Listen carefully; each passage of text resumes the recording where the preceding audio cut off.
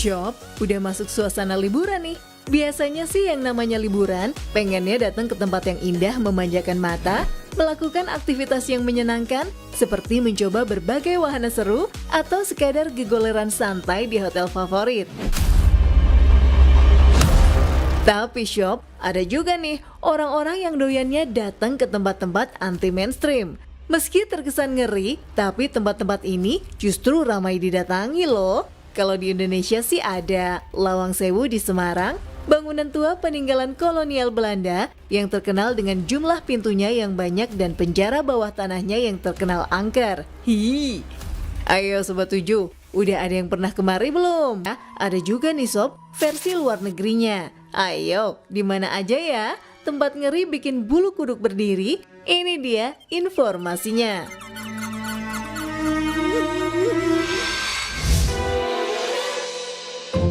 Shop, di negara bagian Arizona, Amerika Serikat, ada sebuah kota tua yang sudah tak berpenghuni lagi, namanya Vulture City. Dari namanya saja udah hampir mirip banget Shop ya, dengan keadaannya sekarang. Tahu burung vulture? Burung vulture adalah burung yang doyan makan bangkai. Burung ini sangat suka berada di daerah-daerah kering, tempat hewan-hewan pada mati Sob. Keadaan kota ini pun demikian, hanya ada bangkai mobil serta rumah-rumah kosong yang sepertinya ditinggalkan secara tergesa-gesa oleh penghuninya. Kalau masuk ke tempat ini, kamu akan menemukan banyak benda-benda pribadi yang tertinggal seperti foto-foto, perkakas, bahan makanan dan minuman, serta perabotan yang lain. Padahal Shop, logikanya, jika kamu mau pindah rumah, pasti deh perabot-perabot yang masih berharga akan diangkut juga kan?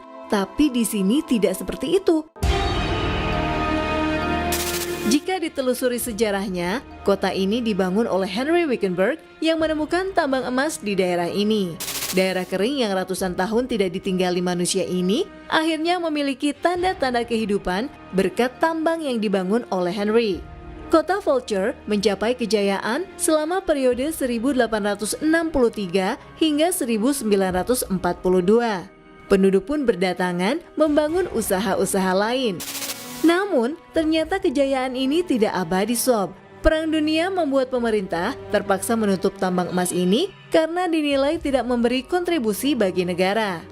Banyak pekerja yang protes hingga akhirnya mereka nekat membuka kembali tambang ini Sob. Tetapi setelah sempat ditutup, penghasilan emas dan perak dari sini semakin berkurang hingga akhirnya satu persatu pekerja meninggalkan tempat ini dan bekerja di kota lain.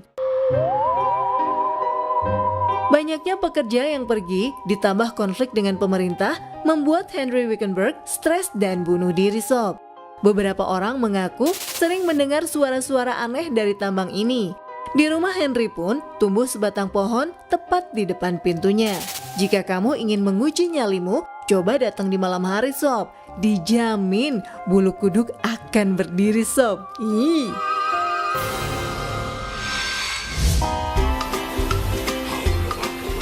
Masih di wilayah Amerika Serikat, tapi kita ke kepulauannya yang indah ya, Kepulauan Hawaii. Udah lama banget sebelum Maldives populer, Hawaii menjadi destinasi impian wisatawan dunia untuk berlibur. Keindahan pantai, makanan dan minuman yang eksotis, juga penduduk yang ramah, membuat Hawaii selalu dinanti semua orang. Tapi siapa sangka Sob, ada pantai horor di wilayah ini.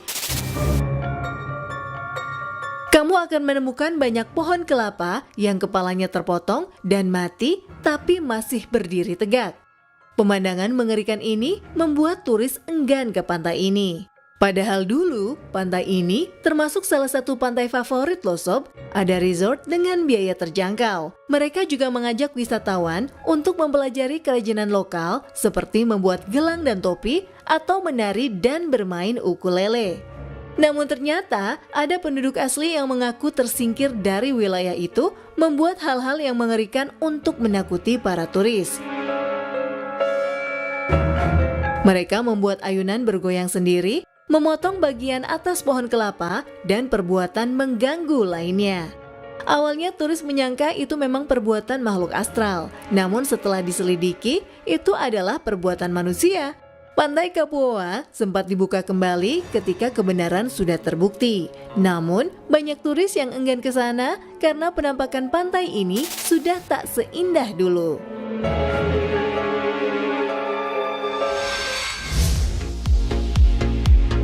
Namanya istana, harusnya indah dan megah ya sob. Jika tidak mengetahui kisahnya, kamu mungkin akan terpesona dengan istana yang diberi nama Rose Hall ini. Rumah besar megah dan indah ini dikelilingi taman yang indah dan luas. Rumah ini milik John Palmer, bangsawan berkulit putih yang tinggal di Jamaika.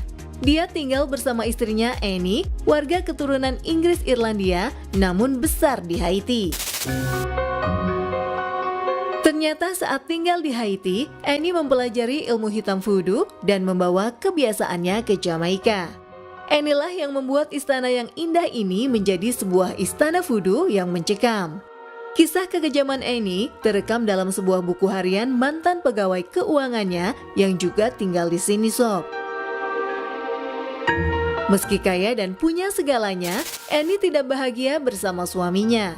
Ada yang mengatakan bahwa suaminya memiliki kekasih lain. Karena itu Annie kesal dan membunuh suaminya. Sepeninggal sang suami, Annie tinggal di rumah itu dan menikah 2 kali. Namun sama seperti suami pertamanya, kedua suami selanjutnya juga berakhir dengan kematian. Annie mengaku mereka meninggal karena sakit.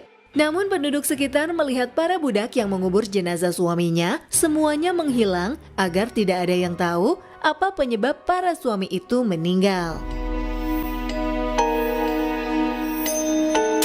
Hingga suatu hari, Annie membunuh pelayan wanita yang disukai oleh pegawainya. Annie merasa cemburu karena dia juga suka dengan pegawai itu. Kematian pelayan wanita ini membuat paman dari pelayan itu sedih. Dia memiliki pengetahuan tentang voodoo juga, namun tidak pernah dipakai untuk niat jahat. Dia pun mengumpulkan para budak dan menyerang Annie ketika sedang tidur. Annie pun berhasil dilumpuhkan. Setelah kematian Annie, semua foto Annie dibakar dan Annie dikubur di halaman rumahnya dengan tanda salib di beberapa sisi kuburannya. Para budak membiarkan satu sisi tidak ada tanda salib agar roh Annie bisa berjalan-jalan. Karena cerita yang mengerikan ini, Rose Hall dibiarkan kosong dan tidak terawat. Ada sepasang suami istri yang membeli rumah ini untuk dipugar sob. Namun ternyata pelayan mereka jatuh dari balkon secara misterius dan tewas seketika. Sekarang, Rose Hall menjadi objek wisata bagi mereka yang tertarik dengan cerita horor. Para penduduk percaya Annie masih ada di situ menjaga rumahnya. Ih, serem ya, berani nginep di sini sob. Monte Cristo menjadi sebuah pulau paling dinanti oleh para penyuka misteri. Pasalnya, pulau ini tidak bisa dikunjungi sepanjang tahun dan jumlah kunjungannya pun terbatas. Pulau ini hanya bisa dikunjungi pada tanggal 1 hingga 15 April dan 31 Agustus hingga 31 Oktober. Pembatasan ini juga menambah kecurigaan masyarakat sob. Pemerintah Italia beralasan ada banyak spesies hewan dan tumbuhan yang harus dijaga di sini. Namun ternyata pulau ini bukannya tidak berpenghuni. Ada sebuah biara besar sebagai tempat tinggal para pendeta. Setelah itu, biara ini dibiarkan kosong sampai ada rumor yang mengatakan bahwa bajak laut sempat menyimpan harta karun mereka di pulau ini. Nah, yang paling bikin bulu kuduk berdiri nih sob, pulau ini pernah menjadi tempat tinggal tikus hitam dalam jumlah yang sangat banyak. Tikus-tikus ini diperkirakan berasal dari kapal-kapal yang singgah di sana. Pemerintah sampai harus membom pulau ini dengan 20 ton lebih pelet untuk membunuh tikus-tikus itu sob. Bayangin sob, kalau kamu liburan dikelilingi ribuan tikus-tikus hitam. Ih.